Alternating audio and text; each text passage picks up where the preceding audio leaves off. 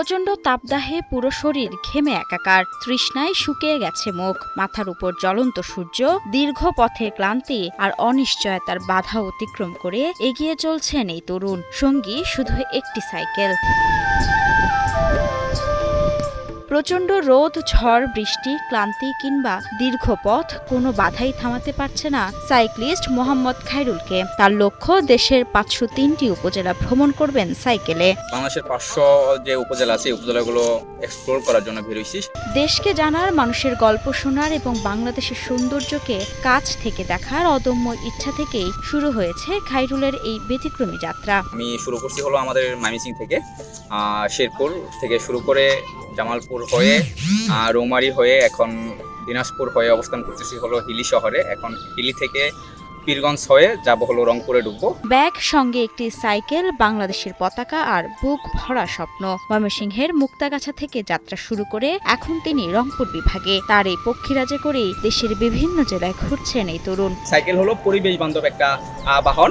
আর বহির্বিশ্বের কথা যদি চিন্তা করি, আমরা বাইরের দেশে বিভিন্ন দেশে দেখি যে সাইকেলটাকে প্রাধান্য দেওয়া হয়, সেটা সরকারিভাবেই দেখা যায় বেশিরভাগভাবে প্রাধান্য দেওয়া হয়। এবারই প্রথম নয়, বছর 4 আগেও সাইকেল নিয়ে বাংলাদেশ দর্শনে বের হন এই তরুণ। 2022 সালে পুরো দেশের 64 জেলায় পা রেখেছেন তিনি। তবে এবার শুধু জেলা নয়, উপজেলাগুলোতেও দাপিয়ে বেড়াবেন খায়রুল। ট্রাভেল করি সাইকেল হলো 2022 সাল থেকে। 2022 সালে আমি বাংলাদেশের 64 জেলা সাইকেলে ঘুরছি। বিশ্ব পরিবেশ দিবস উপলক্ষে ঘোষিত দেশের সব উপজেলা অভিযানকে তিনি শুধু ভ্রমণ হিসেবে দেখছেন না, এর সঙ্গে যুক্ত করেছেন পরিবেশ সংরক্ষণ, প্লাস্টিক দূষণ রোধ ও স্বাস্থ্যকর জীবনধারার বার্তা। এক নম্বর মেসেজটা হলো এরকম যে প্লাস্টিক দূষণ রোধ এবং পরিবেশ বান্ধব সমাজ গঠনে আমাদের তরুণদের চিন্তা ভাবনা কি, এই জিনিসগুলো আমি নোট করতেছি। আর আরেকটা জিনিস হলো নারী এবং শিশু শিক্ষা বৃদ্ধি এবং শিশু শ্রম বন্ধে আমাদের তরুণদের ভবিষ্যৎ চিন্তা ভাবনা কি।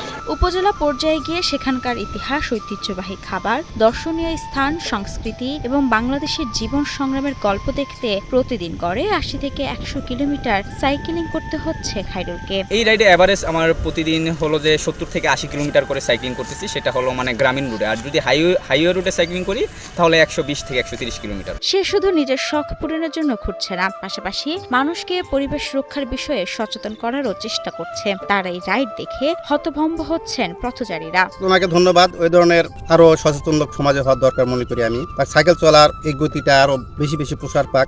সাইকেলের প্যাডেলে পা রেখে স্বপ্নের পেছনে ছুটে চলা এই তরুণ যেন প্রমাণ করে চলেছেন, ইচ্ছা শক্তি আর সাহস থাকলে সীমিত সামর্থ্য বড় কোনো স্বপ্নের পথে বাধা হয়ে দাঁড়াতে পারে না।